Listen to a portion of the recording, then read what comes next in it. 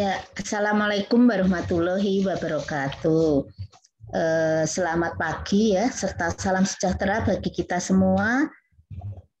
Hari ini ya, tentunya dalam acara PKKMB ya, Universitas Unjani Yogyakarta, saya selaku Ketua Pengurus Daerah Ikatan Bidan Indonesia ya, nama saya Bu Sutarti ya, nama lengkap saya Sutarti SSIT BDN atau Bidan ya, MPH ya.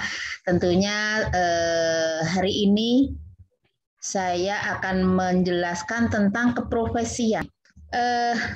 Adik-adik mahasiswa ya, tentunya kita berbicara masalah keprofesian ya.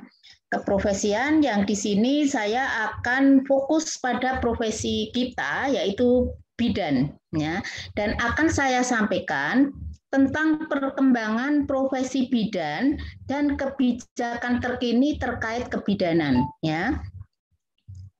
Ya, mari kita pelajari bersama.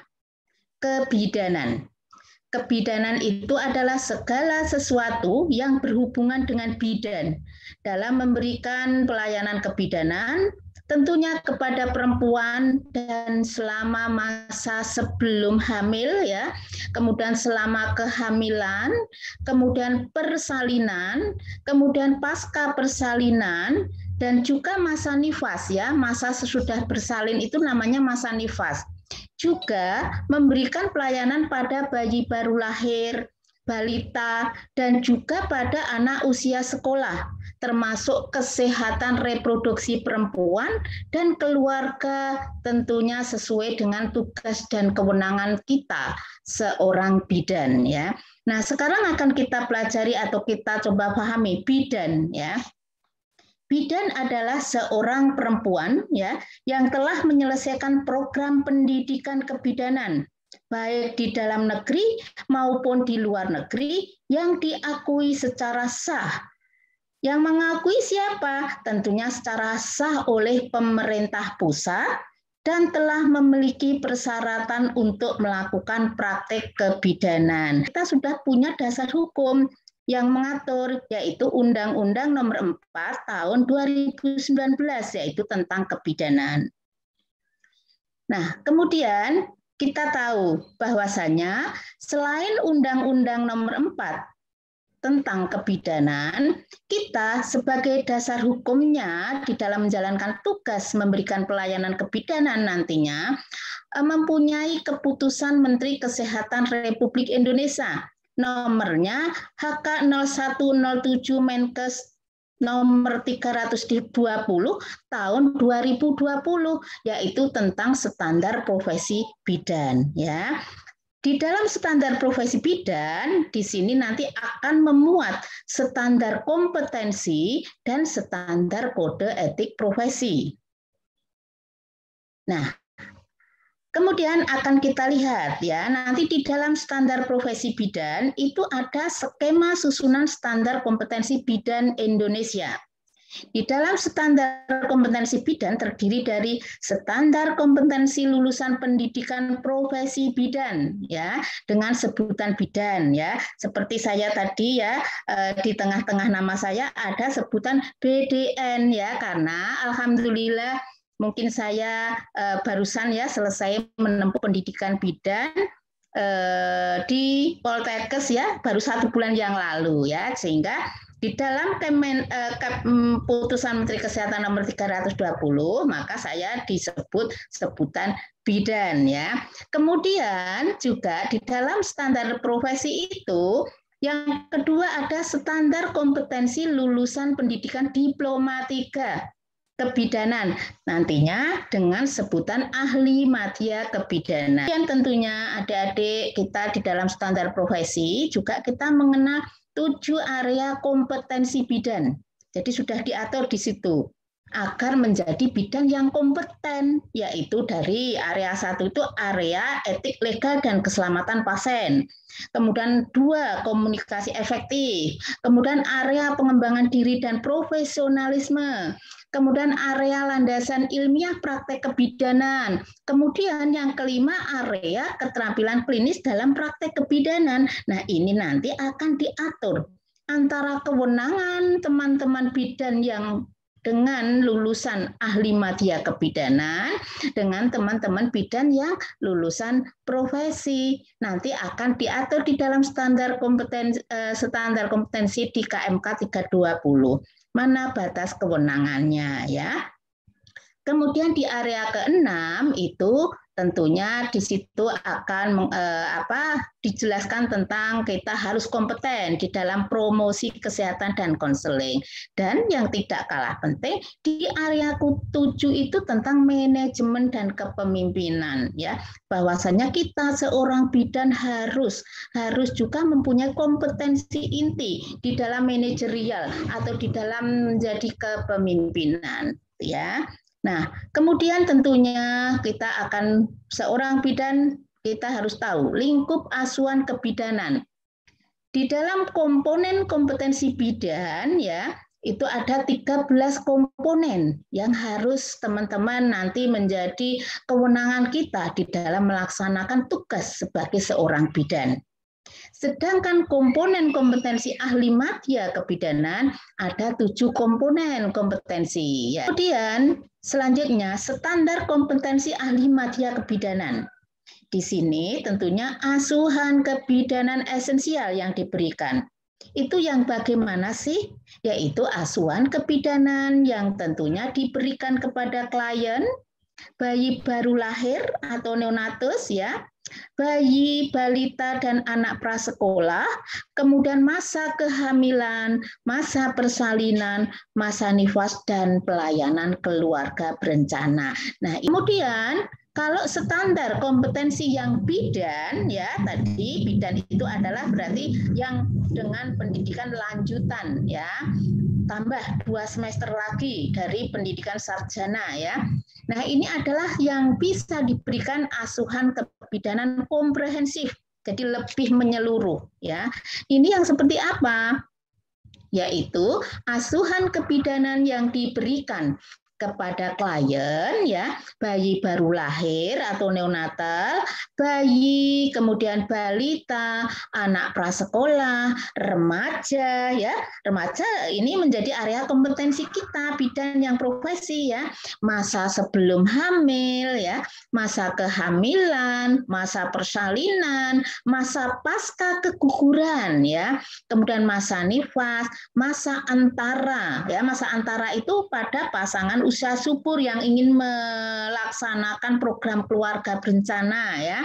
Kemudian masa klimakterium, ya. Kemudian pelayanan keluarga berencana, pelayanan kesehatan reproduksi dan seksualitas perempuan. Kemudian teman-teman, tentunya kita tahu bahwasanya seorang bidan tentunya punya standar kode etik bidan. Mari kita lihat kode etik bidan Indonesia. Ya, di sini adalah norma-norma yang disepakati dan ditetapkan oleh profesi bidan, ya. Yang ini semua agar dipatuhi dan diterapkan oleh setiap anggota profesi bidan dalam melaksanakan tugas profesinya di masyarakat.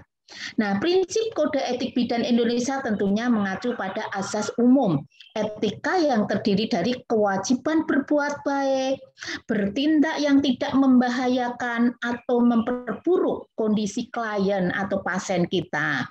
Kemudian juga menghormati dan menghargai hak otonomi dan kerahasiaan klien kita, ya, serta tentunya memberikan perlakuan yang adil kepada klien atau pasien kita. Kita tidak boleh membeda-bedakan untuk atas agama, ras, suku, tidak boleh. Kaya, miskin tidak boleh kita beda-bedakan, ya. Nah, kemudian kode etik bidan Indonesia tentunya mengacu pada acuan dan pedoman bagi bidan dalam menjalankan tugas mulai dari profesi dengan baik, melayani dengan hati ya. Jadi kita itu kalau melayani nanti dengan hati dan penuh pertimbangan etis ya. Nah, tentunya di dalam lingkup kode etik bidan ada 7. 1, kewajiban umum bidan Indonesia ya. Yang kedua tentunya kewajiban kita bidan terhadap klien atau pasien itu apa saja. Yang ketiga, kewajiban kita bidan terhadap tugas itu yang bagaimana, ya. Kemudian yang keempat, kewajiban kita bidan terhadap sejawat dan tenaga kesehatan lainnya itu kita harus berbuat yang seperti apa. Kemudian yang kelima, kewajiban terhadap profesi, ya. Jadi kita kewajiban nanti kalau sudah menjadi bidan, kewajiban kita terhadap profesi dalam satu himpunan adalah Ikatan Bidan Indonesia. Apa yang harus kita lakukan ya. Kemudian yang keenam tentunya kalau kita sudah menjadi bidan juga diatur di dalam kewajiban bidan terhadap diri sendiri. Nah, ini juga tertuang di dalam kode etik bidan. Agar apa?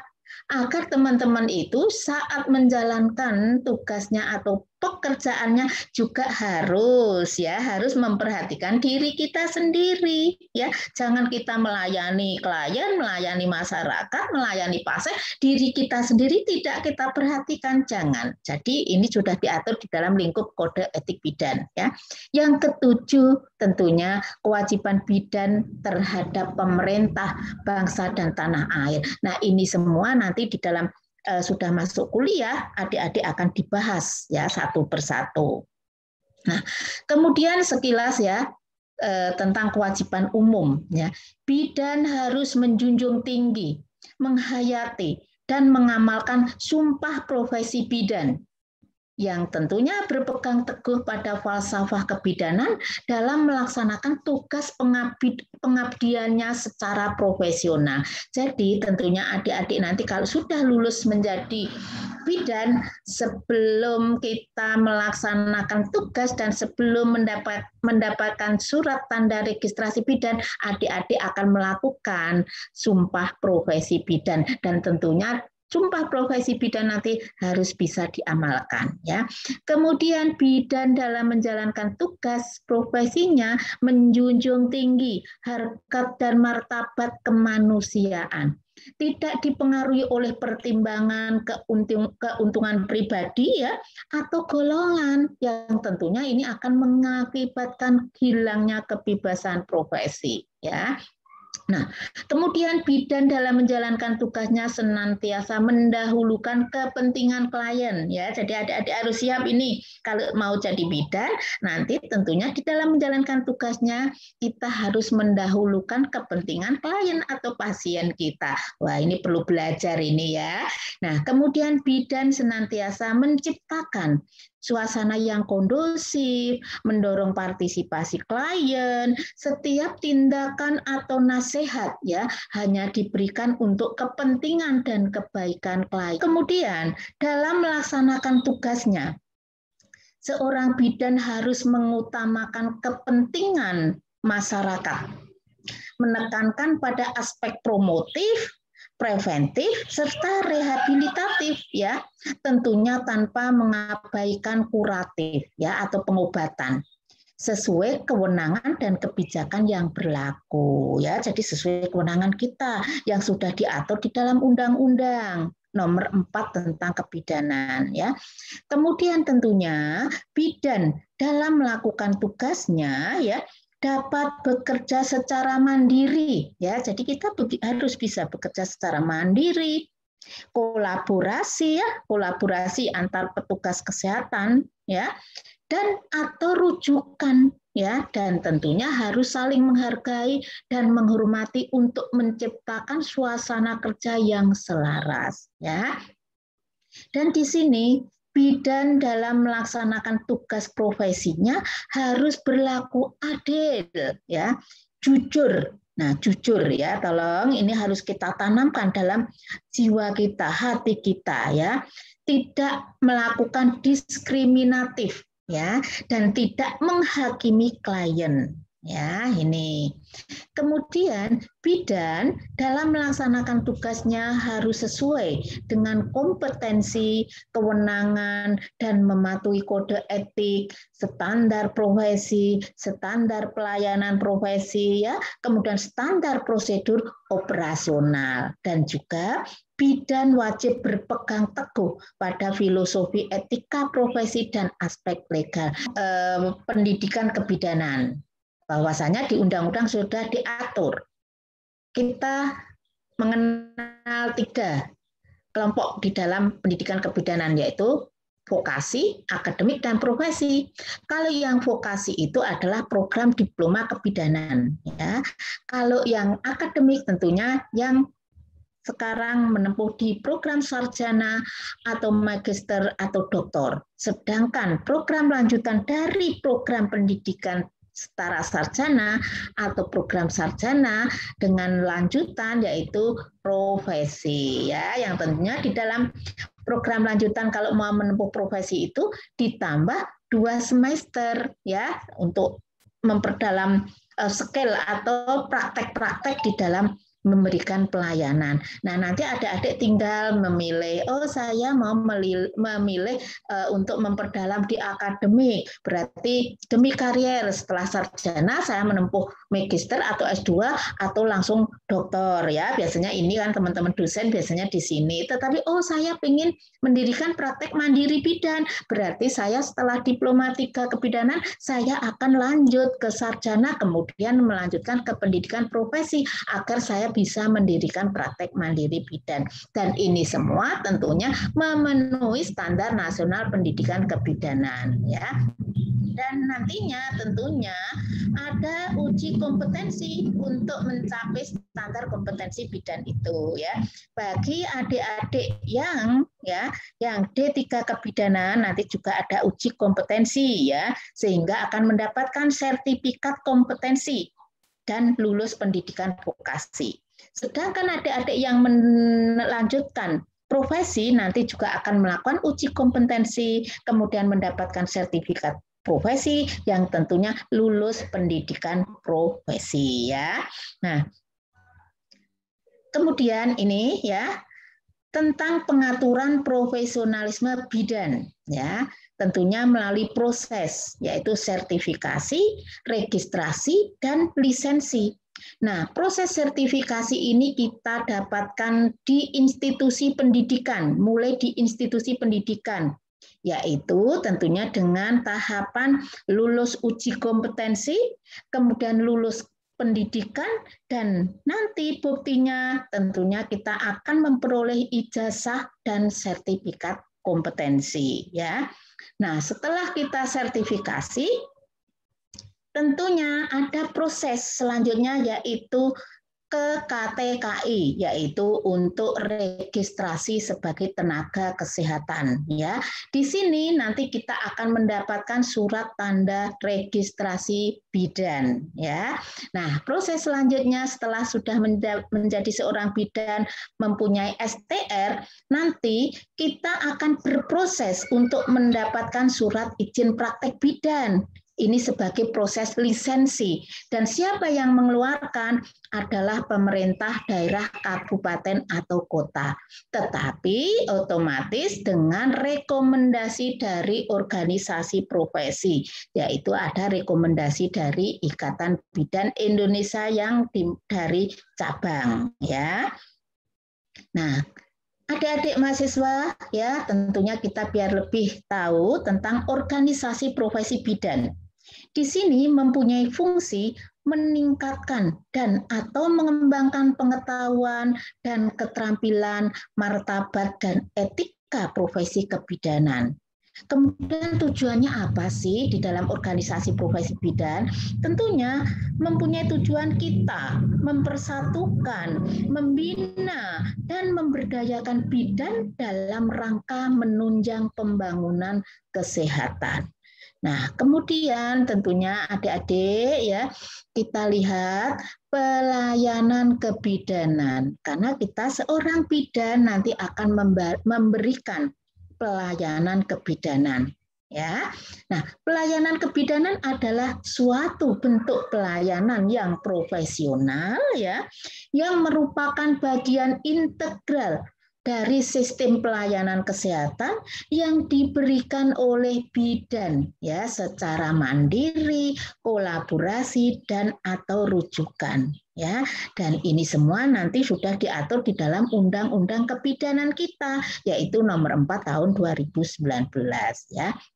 Nah, semakin tinggi tingkat fasilitas pelayanan kesehatannya, maka semakin kompleks pelayanan yang diberikan oleh tenaga kesehatan dan tentunya dilaksanakan dalam bentuk kerjasama tim antar profesi kesehatan. Ya, jadi kalau kita bekerja nanti di fasilitas pelayanan kesehatan, kita harus siap bekerja secara interprofesional health provider collaboration. Ya, ini ya. Nah, tentunya kita akan tahu ya, bidan. Bidan adalah seorang penyedia layanan kesehatan atau care provider yang memiliki peran strategis dan sangat unik ya dengan memposisikan dirinya sebagai mitra perempuan ya. Jadi kita bidan itu adalah mitra perempuan di masyarakat. Ya, terutama dalam pemenuhan kebutuhan perempuan dalam menjalani siklus kesehatan reproduksinya melalui asuhan secara holistik dan berkesinambungan dengan pendekatan midwifery respectful care. Ya, dan di sini bidan juga merupakan agen pembaharuan. Nah, ini yang harus kita benar-benar pahami. Kita sebagai agen pembaharu yang sangat dekat dengan masyarakat. Dan salah satu peran pentingnya adalah memberdayakan, menggerakkan peran serta masyarakat dan memberdayakan perempuan dan keluarga. Begitu ya. Dan tentunya di dalam ruang lingkup praktek bidan ya banyak hal yang bisa kita lakukan. Dari promosi kesehatan, dari pelayanan untuk mencegah terjadinya kesakitan atau penyakit ya. Memberikan asuhan tadi saat di depan sudah menjelaskan asuhan pada ibu hamil, prahamil, kita bisa memberikan pertolongan persalinan normal, kemudian asuhan postpartum ya, bahkan dan seterusnya banyak banget yang bisa kita lakukan di dalam kita memberikan pelayanan kebidanan ya. Bahkan merujuk kasus risiko tinggi dan komplikasi ini juga harus kita kuasai ya. Nah, tentunya adik-adik silahkan nanti ya tetap membuka peraturan perundang-undangan yang terkait dengan pelayanan kebidanan ya, silahkan. Ini ada beberapa peraturan atau perundang-undangan ya, nanti dibaca, coba akses di internet ya, nanti silahkan dibaca-baca sambil selama pendidikan tentunya ini harus semua sudah terbaca ya. Nah, kemudian tentunya kita ingatkan bahwasanya tadi kita akan tahu tentang peran dan fungsi bidan di fasilitas pelayanan kesehatan. Ya, jadi nanti kita bisa bekerja di fasilitas pelayanan kesehatan di masyarakat dengan promosi. Di layanan kesehatan primer kita bisa di tempat praktek mandiri bidan atau bisa bekerja di puskesmas. Kemudian di tatanan rumah sakit atau layanan kesehatan sekunder juga kita bisa bekerja di sana. Bahkan juga kita bisa bekerja di layanan kesehatan tentunya tersier atau rumah sakit yang tingkat pusat. Dan tentunya sudah diatur pelayanan apa saja yang bisa diberikan. Ini tugas dan kewenangan bidan. Di dalam undang-undang tentunya bidan bisa memberikan atau punya kewenangan tugas memberikan pelayanan kesehatan ibu, kesehatan anak, kesehatan reproduksi, dan KB, dan juga pelaksanaan tugas berdasarkan pelimpahan wewenang dan juga pelaksanaan tugas dalam keadaan keterbatasan tertentu ya. Dan tentunya kita tahu bahwasanya pelayanan kesehatan ibu yang kita bisa berikan ya memberikan asuhan kepada masa sebelum hamil, masa kehamilan normal, masa persalinan atau kita bisa menolong persalinan, bisa memberikan asuhan kebidanan pada masa nifas, bisa kita bidan memberikan pertolongan pertama kegawat daruratan ibu hamil, bersalin, nifas, dan rujukan. Dan yang tidak kalah pentingnya adalah bidan harus bisa melakukan deteksi dini kasus risiko dan komplikasi, ya. Kemudian juga harus bisa melakukan rujukan. Nah, sedangkan di dalam pelayanan kesehatan anak, tentunya nanti bisa memberikan asuhan kebidanan pada bayi baru lahir, bayi, balita, anak prasekolah, bisa melakukan deteksi tumbuh kembang anak, bisa melakukan manajemen terpadu balita sakit, bisa melakukan pertolongan pertama kegawat daruratan pada anak, ya, dan tentunya bisa melakukan rujukan, ya, seoptimal mungkin. Nah, di dalam pelayanan kesehatan reproduksi perempuan dan KB, tentunya nantinya adik-adik bidan ini, ya, calon bidan ini bisa melakukan KIE, komunikasi, informasi, edukasi, kemudian konseling, dan juga bisa memberikan pelayanan kontrasepsi, ya. Dan nanti juga di dalam pelimpahan kewenangan, ya, ada pelimpahan wewenang secara mandat, ada pelimpahan wewenang secara delegatif, ya. Kalau secara delegatif adalah pelimpahan wewenang yang diberikan dari pemerintah kepada kita bidan, ya. Kalau yang mandat itu adalah dokter kepada kita, ya, bidan, ya.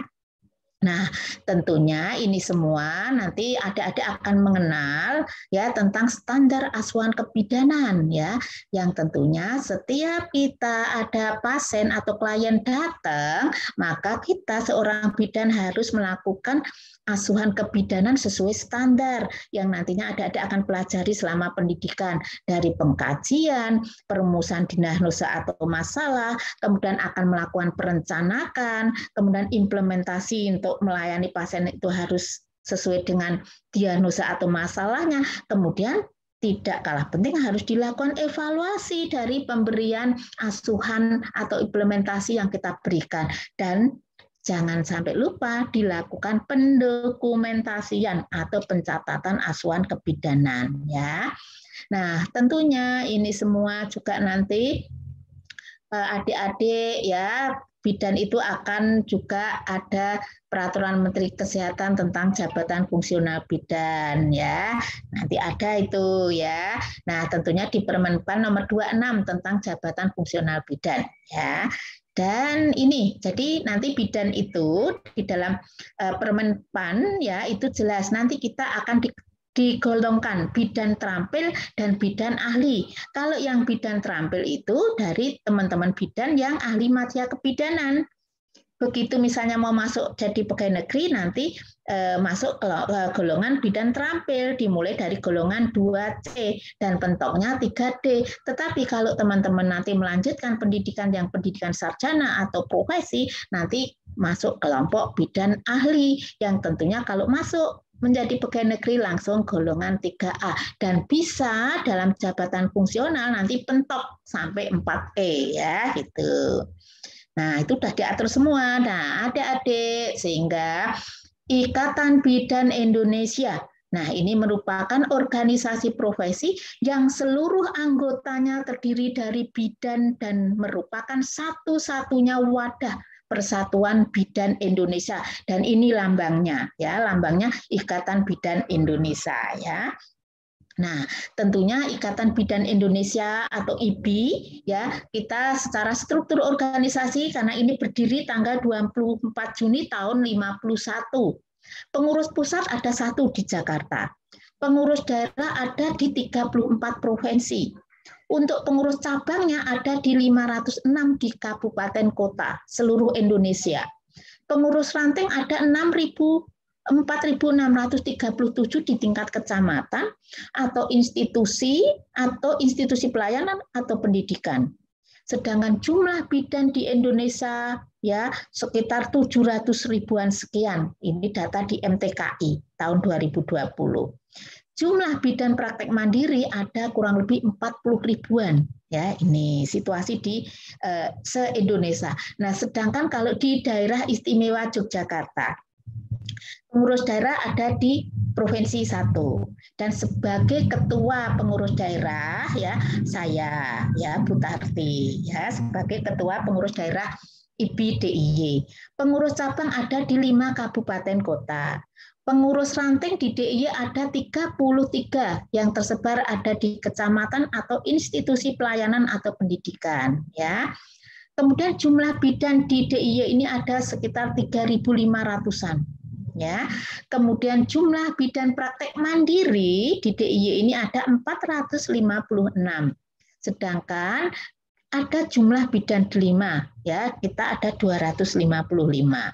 Nah, sebagai perangkat organisasi tentunya ya kita mempunyai anggaran dasar, anggaran rumah tangga, ya, mempunyai pedoman organisasi sebagai juklak organisasi, ya, kemudian mempunyai rencana strategis Ikatan Bidan Indonesia, ya, yang ini untuk acuan kita kerja setiap tahunnya harus ngapain di organisasi, mempunyai standar kompetensi bidan Indonesia, ya, kemudian standar pendidikan bidan Indonesia, bahkan juga perangkat organisasi kita punya standar pelayanan dan praktek bidan, standar etika dan kode etik bidan, dan bahkan juga kita punya pedoman pendidikan berkelanjutan bidan atau CPD, karena di sini untuk nantinya memfasilitasi teman-teman di dalam pengumpulan SKP salah satu syarat dalam perpanjangan STR, ya. Nah, tentunya adik-adik mahasiswa biar nanti tahu ya setelah lulus bidan saya itu harus ngapain ya. Oh, ternyata harus masuk di IBI, Ikatan Bidan Indonesia. Nah, persyaratannya apa ya kalau menjadi anggota Ikatan Bidan Indonesia? Pertama, harus memiliki ijazah bidan. Yang kedua, mengisi formulir pendaftaran ya tentunya dengan melampirkan fotokopi ijazah bidan, fotokopi sertifikat kompetensi, fotokopi surat tanda registrasi, fotokopi KTP, dan pas foto 4x6. Sehingga kita nanti bergabung di dalam wadah satu organisasi, yaitu Ikatan Bidan Indonesia. Ya. Nah, tentunya punya hak dong saya setelah masuk di dalam organisasi IBI ada. Nanti hak anggota adalah yang pertama, anggota berhak mendapatkan pengayoman dari organisasi profesi. Jadi kalau ada masalah ya nanti juga akan mendapatkan pengayoman dari kita selaku organisasi profesi. Kemudian anggota berhak menghadiri rapat atau usul baik tertulis maupun lisan. Ya, silakan. Anggota berhak memilih dan dipilih untuk menjadi pengurus, baik di tingkat ranting, cabang, daerah, maupun pusat. Anggota berhak memiliki kartu tanda anggota IBI atau KTA, lencana IBI, buku AD dan ART, seragam IBI, ya, dan anggota yang bekerja berhak mendapatkan gaji. Dan ini semua nanti tentunya organisasi profesi juga akan memperjuangkan terus, ya. Nah, kalau sudah ada hak, tentunya ada kewajiban dong bagi anggota untuk organisasi profesi. Kewajibannya apa? Ya, tentunya teman-teman bidan kalau sudah menjadi bergabung dalam organisasi IBI mempunyai kewajiban. Yang pertama, tunduk pada anggaran dasar anggaran rumah tangga IBI. Kemudian memahami, menghayati dan mengamalkan kode etik bidan, ya. Kemudian ini yang lupa ya, jangan lupa membayar uang pangkal ya IBI sebagai anggota baru, ya.